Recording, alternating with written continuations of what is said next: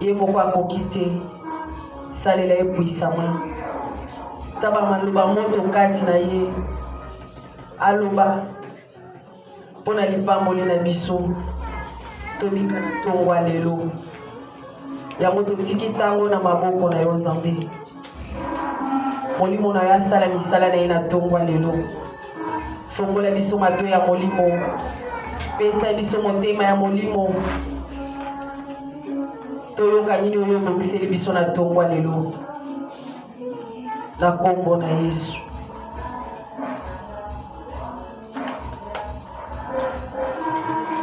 Nzambe azali papa solona kobangate Nzambe azali papa na biso solona kobangate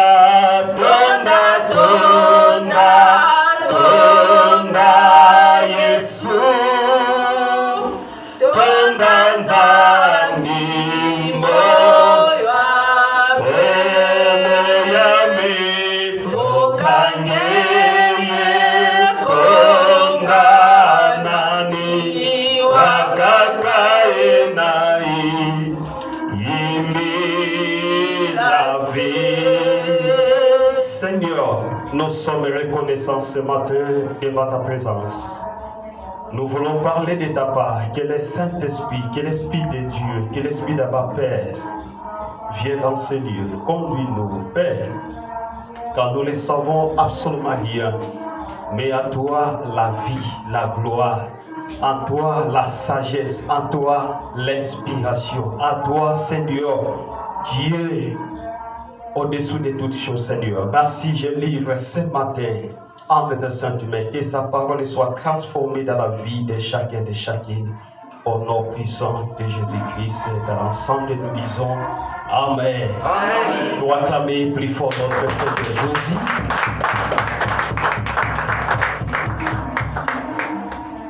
Alléluia. Amen. Que Dieu soit loué. Je bénis votre présence ce matin. Ce matin, nous voulons parler de la part de Dieu. D'abord, je remercie mon Seigneur qui nous a fait grâce pendant la semaine, qui nous a protégés, qui nous a donné la vie, même la nourriture, le souffle de vie. Aujourd'hui, nous sommes aussi devant sa présence. Voilà pourquoi je dis un grand merci pour votre présence dans ces lieux. Amen. Amen. Alors, sans plus tarder, nous voulons parler de la part de Dieu. Tolobelaki, semaine outi koleka, tolobelaki, petozo continue kolobela sur la bénédiction. Amen. Pourquoi je parle ici de la bénédiction? Parce que la bénédiction est un moko, il y a un principe, il y a un moko, il y a un abcès, on s'en apesaka biso tango motaza ko croire tango motaza recevoir la message de Dieu, la parole de Dieu dans sa vie, automatiquement motoana zali béni. Alléluia. Mais là on dit ça que peut-être tozo umela na vie chrétienne tozo mona ba bénédiction, on a des bénédictions et tambolaka avec ces principes. Amen. Au monde que vie à mon tour, et sa vie à ma branche, et sa vie à mes tables, et sa vie à nzete, et sa vie moko mutabandi nango namuke azokende nango ti azokoma na niveau. Alors, et sa moko ya ba facteur, tant mutaye na vie chrétienne, akoki ko se limiter te kaka nakei kokumisa nzambe na songi mais eza na ba règle oyo epermetaka moto ayeba kosevolue d'une manière d'une autre oyo ekoki komutu akoki kosala nini na présence na nzambe. Alléluia. Osanti eza mpe na baoyo bandimaki Yesu lokola mokonzi mpe bobikisi mais bato bazotambola na baprincipe ya nzambe te. Okomona ke par rapport na bato bazotambola na baprincipe ya nzambe il y a une décadence, il y a une différence oyo ezali kosala. Alléluia. Différence wana nde elakisaka motu azovivre na baprincipe ya nzambe, elakisaka motu azobanga nzambe, elakisaka motu oyo azoyoka nzambe, parce que motu wana azali asidi, aza asi. Yango komona Jésus na parcours na ye na 3 ans et demi ya ministère na ye azwaki 72 disciples, mais après savoir qu'on soit batebele, mais ayaki kotika la semaine à 12 disciples. Alléluia. Ça dit que ba oyo bandimaki, ba oyo ba septaki, ba oyo bandimaki ba demere na bas na bisengo. Vie chrétienne eza vie oyo ezali très difficile. Eza une mission difficile. Ce que ça n'a pas mission na mokili, mais vie chrétienne est la première mission oyo est très difficile. Et la mission moko, il faut nzambe à secourir, il faut nzambe à sunga yo. Soki na sagesse na yo, soki na intelligence na yo, soki na maele na yo, okosala ngote. Alléluia. Voilà pourquoi ekozala batu ebele ba millions baza ba licenciés. Mais ça va millions baza ba pasteur te. Alléluia. Et ça va millions baza ba docteur te. Et ça va millions baza ba prophète te. Et ça va millions baza évangéliste te. Mais ça to sali to bito tambola. Totala ba qualité ya batu. Totala ba classe batu ba sali. Muta kote ma pateli yo banzambe. Alléluia. Mais ça si oyo nzambe ayeba ko se déterminer, nzambe ayeba ko lakisa.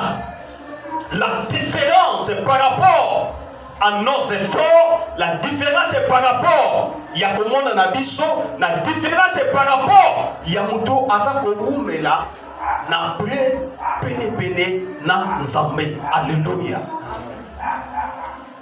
Na lobela ki na fois passé ndenge nini muta koki ko se protéger lipamboli onzamba pesi.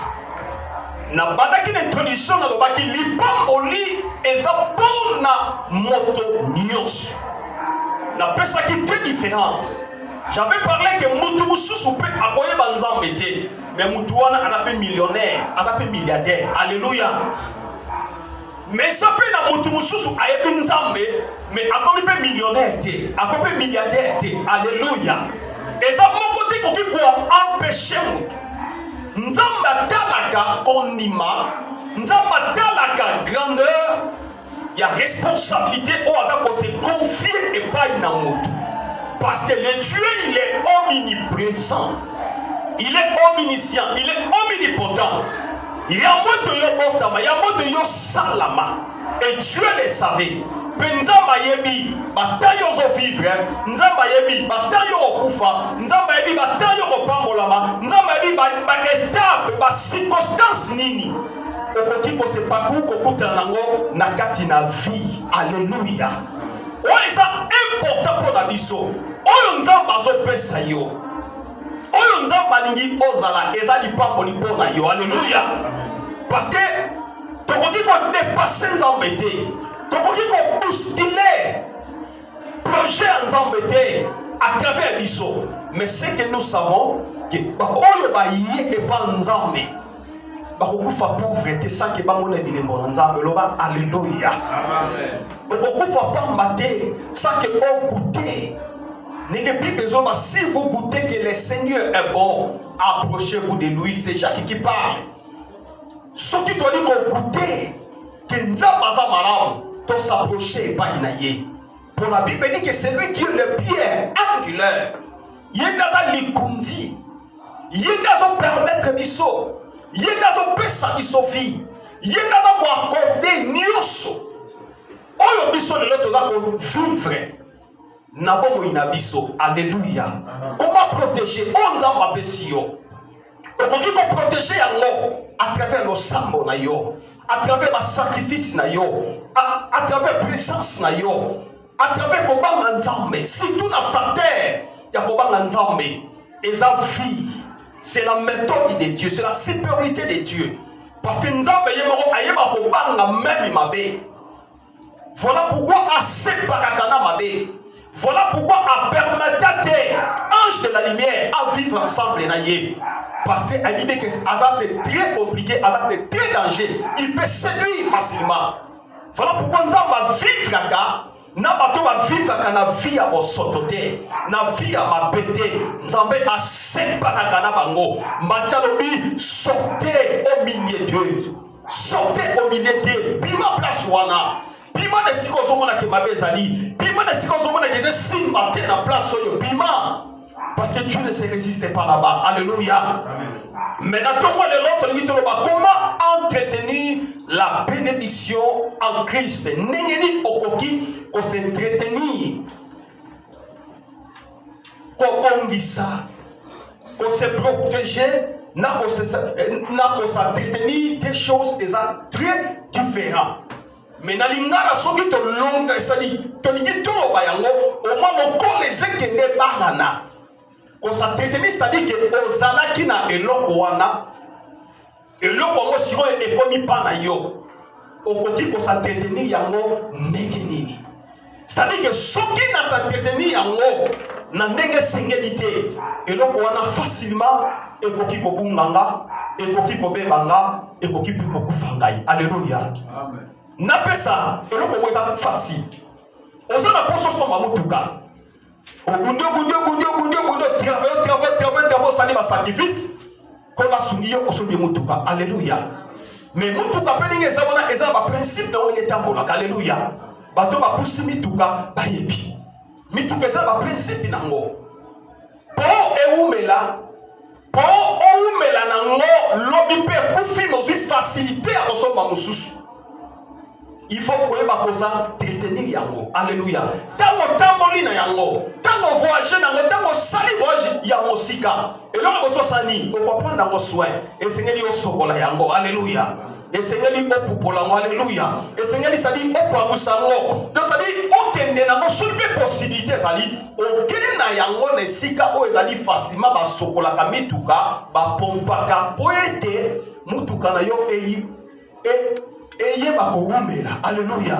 Ça dit que eloko oyo zaki nango posa eloko wana ozui yango mais il faut ko yeba ko bongisa eloko wana de manière que eloko wana ezwa valeur nango, de manière que eloko wana ezwa époque nango na ndenge esengeli, parce que soki o protéger yango malamu te lobi eloko wana ebebi okomi ko seregeti na bimisa mbongo ebele meloko eumeli te oyebaki ko manie yango te. Alléluia.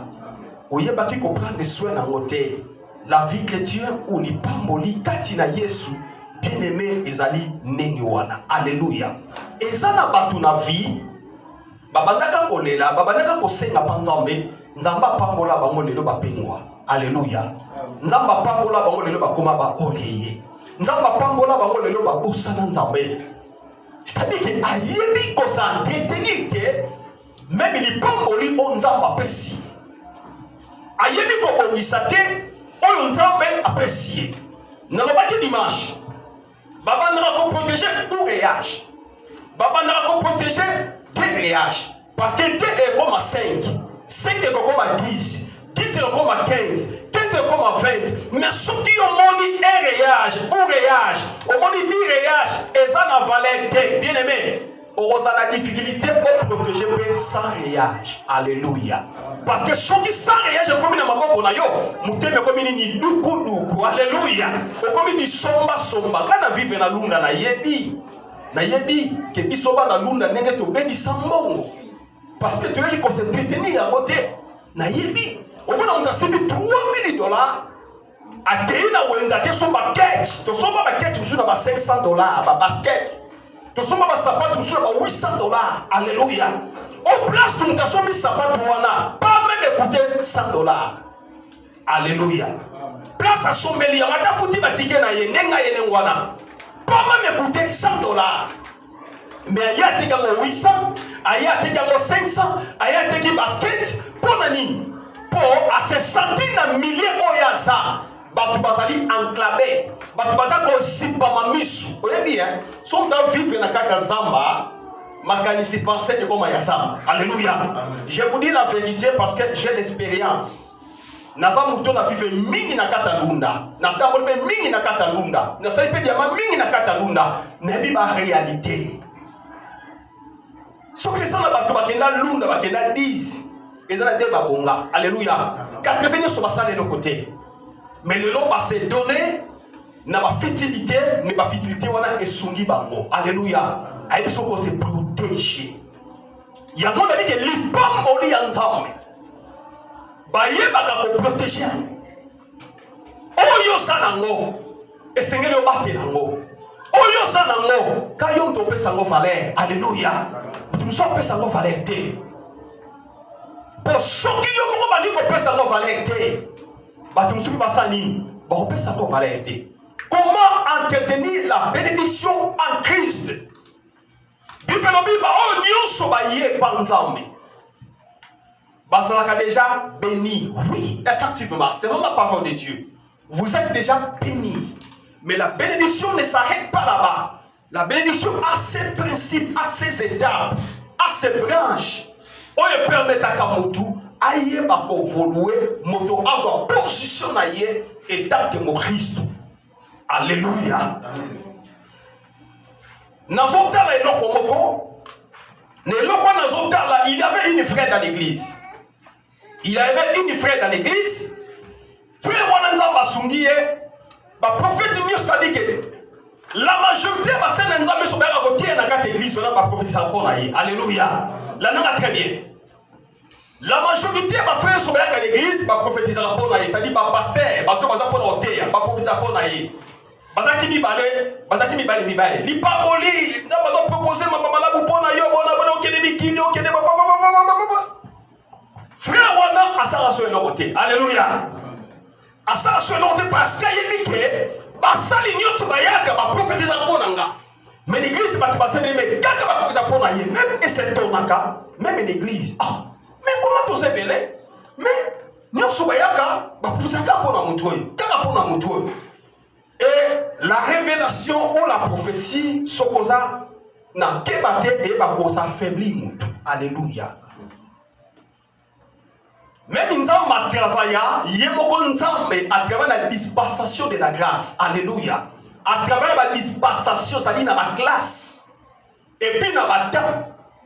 Et puis dans la circonstance. Nzambe a dit pas Moïse, a dit la dispensation de la grâce. Abima na nzela na moto na nzete. Alléluia. Mais ce que tali même ba sali nyos ya Ancien Testament, nzamba abimela ba na moto te. Alléluia. Abimela ba na nzela na bishwa date. Mutu na mutu azala na ngolu na ye, onzamba kutana na ye, mutu na mutu azala na message na ye, onzamba pesa ye, pe mutu na mutu azala na promesse na ye. Alléluia. Alors ces frères, quand les hommes de Dieu arrivent dans l'église, ils prophétisent seulement pour cet homme. Baki Bibale. Et puis Baki Bibale, mon père n'a fiancé. Mon père n'a fiancé, qui fiancé ou Oumeli. Mais mon niveau va prophétiser pour l'aïe à Joakatan. Alléluia. Avant de la casse,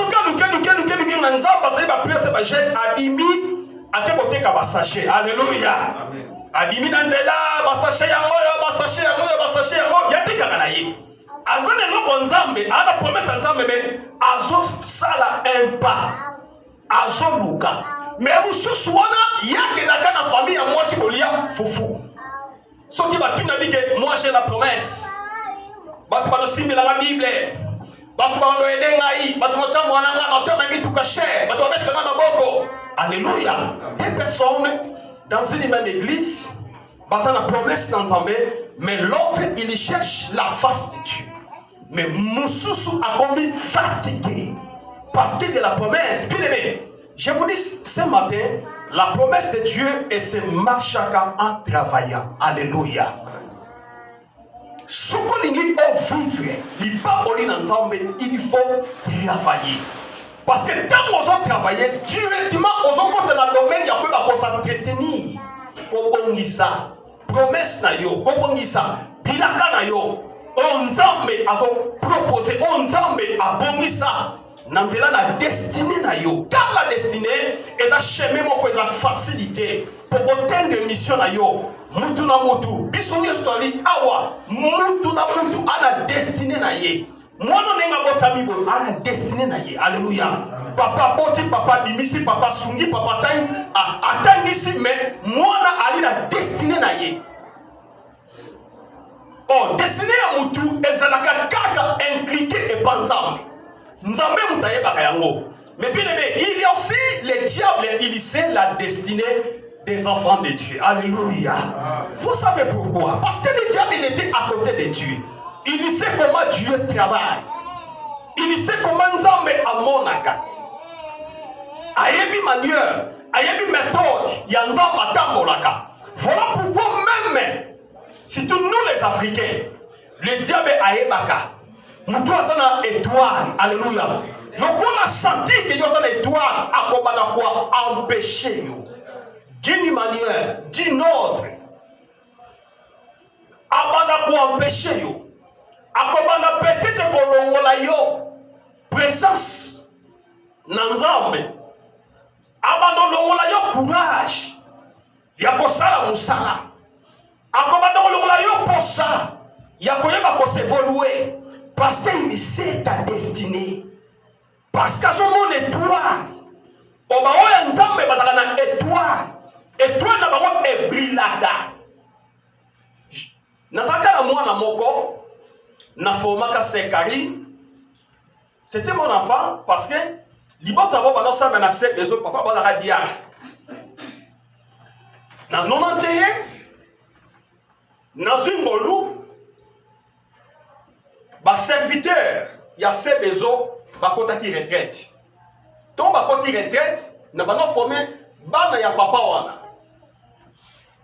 Bana ba si papa invité wana zana nos frères. Alléluia. Invité frère fidèle aya côté na retraite na bino. C'est un homme de Dieu. Papa l'a dit oui, na bi fidèle c'est un homme de Dieu mais est-ce que l'invité soki ba ko permettre mutu muswa libanda aya côté. Surtout que azana très jeune. Alléluia. Totaka l'église on a moni ndenge batambola mingi na ba na lolenge na bango. Alléluia. Alors Dieu m'a fait grâce na kei ba kota retraite ba dia que ya se maison ba bengi singa na kei. Tant na kei na kutena papa wana asolinga lobi donc a pesinga lo ka ba conseil susunda oteya mais to pese ba conseil. Alléluia. A domoni que na respectaka yo parce que tu as quelque chose de la part de Dieu. Mais ozoteya oyo ya oteya toza batata na yo. Alléluia. Toza basani na Nzambe. Mais nangolo za nango bana ba bisaki ngai na benga yo oya koteya biso na kata requête. Na bi prendre des athées. Parce qu'un conseil il faut ça la boye, il faut ça la boye. Alléluia. Amen. Et Dieu m'a fait grâce. Ba côté retraite parce qu'il a 3 jours. Premier jour, babon de la bamomoko. Deuxième jour, n'est qui ngane à côté. N'est pas sous message à terre bamoté. Alléluia. Parce que ça fait longtemps. Mais ce qui m'a frappé, dans ton côté, na côté qui déjà on a ta prière, na pe na côté, ba ya minga ba pesinga kiti, ba tuwa kinda ku ya diacre moko ba onyoso ba tuwa ki yango boy. Ba ki ba tata ba mama ba na ba tuwa ki. Na tali presque ba vie. Na tali presque ba to no benga ba ya ina na ba papa. Na tali âge nanga, yeba daba 1991. Très jeune ina. Alléluia. J'ai pris la parole, j'ai commencé à prêcher. Alléluia. Merci beaucoup. Je sais que boza ba yaya, boza ba papa, boza ba maman nanga. Mais bon, t'as la âge nangati. Amen. Bino, bon bénéficier na cause bima, kati nanga à travers ma kobianza. Bien aimé, j'ai prêché la parole de Dieu. J'ai prêché la parole de Dieu et Dieu m'a utilisé. Bien aimé, Nabisio, Badiakre Balela. Alléluia. Bango tout balela na sima. Bango sipote présence ya la parole de Dieu. Alléluia. Na sima na bonne pour na bango tango esili. Papa na lobi to sakana na ensemble. Alléluia. Bientôt sakana na yoga liloba nzambe. Nous avons écouté Dieu. Alléluia. Abi c'est ma toute première fois dans ma vie d'écouter. Tout est à Nabiso. Quand on appelle ça des situations d'église, mais on a yoki les lots. Non. Le coup la Bible, le coup les tourner. Alléluia. Regarde la sécurité, papa. Et ça, quand les mêmes Bible. Alléluia. Vous savez pourquoi? Parce que nous, quand nous avons pris le temps de chercher la face de Dieu, de chercher la volonté de Dieu. Na yebi ke na zalaki na mokili, na salaki ya mokili, mais tant na yebi boso nzambe, na kobanda ko sala lokola mutu ayebi eloko te, nzambe abanda ko façonner ngai. Nzambe abanda ko sala ngai na méthode, na façon nzambalingi. Totanga verset boko, totanga toki na Lamentation de Jérémie, chapitre 3, verset 37 à 38. Lamentation de Jérémie. Lamentation de Jérémie, chapitre 3, verset 37 à 38. La Bible dit, il dira qu'une chose arrive. Nani akoki koloba te likamboye sans que le Seigneur l'ait ordonné, sans que nzambe ayeba kotinda yango. Alléluia. Nani akoki koloba te likambo esalama, likambo esala sans que nzambe ayeba ko ordonné. Bien aimé, verset zala likolo ya liloba oya ordonné. Nani to lobaka parole mingi. Alléluia. Ah, swani kame salami, oui. Nzamba yebi. Mais quand on se dit kame salami nzamba yebi, autant la circonstance, autant la étape wana, ya likamwane salami, ya difficulté wana. Oyo mutu a trouvé, oyo mutu a kutani na yango. Qui dira qu'une chose arrive, sans que le Seigneur leur ordonne, sans que Nzamba ordonne yango. Alléluia. Bien-aimé, dans la vie, il y a des choses que Dieu ordonne. Alléluia. Et ça n'a pas comme Nzamba tindaka. Mais ça peut pas comme Nzamba atindaka. Alléluia. Est-ce que ça vous donne dans la très bien tombe? Alléluia. Amen. Il y a des choses que Dieu ordonne. C'est-à-dire, si Dieu ordonne, c'est lui le Dieu qui est l'auteur. Alléluia. Atayo leli, atayo lobi, atayo sali prière. Mais si Dieu parle aujourd'hui, ezamo kolonayo, atato sali ba prière. Alléluia. Je me rappelle aussi, il y avait beaucoup des années passées que nous avons perdu une sœur dans l'église, dans le coup de prière. Et ma sœur, on a charismatique. Sœur, on a la intercession, il y a pourquoi. Car ensemble, on est là, tant que Panzani, sœur, on a qui parle à Bango, le binaton, on est là, on a boyé, tout le solo que sœur, on a koufi. Alléluia. Bison di maté. Qu'est-ce que nous avons fait? Tant que tu devrais te vérifier, oui, c'est un koufi. Bison, ton sangani va serviteur, ton bifou, ton bon de la bonne état là. Et ça, dans la foi aussi, il y a des ailes. Alléluia. Nakondima, et ça peut être comme ça, va devoir liboma, on va zèle, il va bossa. Alléluia. Mais nous allons chercher la face de Dieu. C'est ma favorité. Pour tout le monde qui se wana akina eloko nzambe. Alléluia. Akina likambo ya nzambe. Akokufa ndongola te. Dieu ne peut jamais le permettre, mais nzamba permet de se rakofi. To se sangani to se réunir. Étant que les hommes de Dieu, nous avons dit que non. Et Seigneur, tout le monde est là, mais c'est pas face à dire Alamoka. Alléluia. Tant que tu sangani to bandi le sable, bien aimé. Tu sens la prière, mais tant que tu sens la ton lembaka la boîte, tu connais la mingi prophétie bimi. Nzambalobi bana na ngaboti ya komitu kisama. Alléluia. Nganzambe na bi destiné na ye. Voilà pourquoi je l'ai pris. Alléluia. Nzambe na yebi destiné na ye. C'est-à-dire que na yebi un jour na likabwa zanango akopengwa. Alléluia. Alors nzambe na kopêtre ye. Il faut na retirer déjà. Bien-aimé, tokata prière. Et si là. Moko a prophétisé, Moko a interprété. Message. Et puis, tu te sens, ce message, ça vient de Dieu. Alléluia. Bien-aimé, quand quelqu'un il prophétise de la part de Dieu, l'inspiration de Dieu, vous devez sentir, ça c'est le message de Dieu. Si vous êtes un homme spirituel, donc ça l'a animé dans un sentiment. Mais si vous êtes un homme spirituel, tu dois sentir la voix de Dieu. Tu sais comment Dieu parle. Tobimi, nous allons permettre. Alléluia. Et moi j'ai rencontré avec deux problèmes. Il y a dans vie chrétienne. Il y avait aussi une sœur. Na famille on avait dit que papa on a dit diacre. C'est mon enfant. Na formation wana aki tellement charismatique. C'est Kali. Moi na tali mona boyena bo moto nzamba sala mwana wana ya mwasi entaille normal poilé pembe otali pena intelligente na classe nzambe pas choquer bato katina ye. Donc il y a un discernement des esprits et puis il y a mon naka. Alléluia. Boye. Donc c'est moi dans ce qu'on sali likambo. Bon tambo là.